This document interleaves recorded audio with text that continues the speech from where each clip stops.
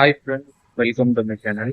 இந்த வீடியோவில் நம்ம எதை பற்றி சொல்ல போகிறேன் அப்படின்னா, என்ன அப்படின்னு பார்த்தீங்கன்னா, ப்ரோ மெயின் பீக் மட்டும் ஓட்டினா என்னால் ஏர்னிங்ஸ் பண்ண முடியுமா அப்படின்னு ஒரு கமெண்ட்டை பார்த்தேன். ஸோ அதை பற்றி தான் சொல்ல போகிறேன். மெயின் பீக்குன்றது பார்த்தீங்க அப்படின்னா, ஸ்விக்கியில் 11 to 3, அதுக்கப்புறமேட்டு நைட் பார்த்தீங்கன்னா 7 to 11. ஸோ இதுதான் ஸ்விக்கியில் மெயின் பீக்கு.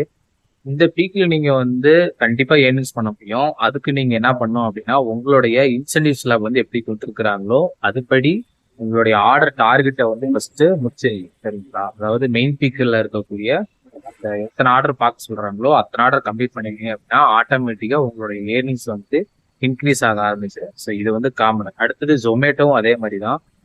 ஜொமேட்டோல பாத்தீங்க அப்படின்னா main shift 12 to 3, night 7 to 10. So இதுதான் மெயின் ஷிஃப்ட் மாதிரி அவங்க கணக்கு வச்சுருக்காங்க. இதுலையுமே பார்த்தீங்கன்னா எனக்கு தெரிஞ்ச நண்பர்கள்லாம் ஏர்னிங்ஸ் பண்ணிட்டு தான் இருக்காங்க.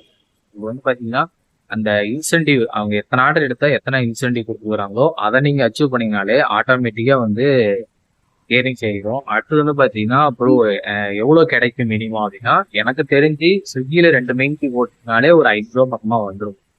ஜொமேட்டோ கொஞ்சம் கூடவும் வரலாம், குறைவும் வரலாம். ஸோ நீங்க பாத்தீங்க அப்படின்னா ட்ரை பண்ணி பாருங்க. சரிங்களா? ஸோ ட்ரை பண்ணி பார்த்தீங்கன்னா கண்டிப்பா உங்களுக்கே உங்க ஏரியால எவ்வளோ ஏர்னிங்ஸ் மெயின் பீக் கொடுக்குறாங்க அப்படின்னு தெரிஞ்சிடும். வீடியோ கொஞ்சம் ஷார்ட்டாக தான் இருக்கும். சரிங்களா?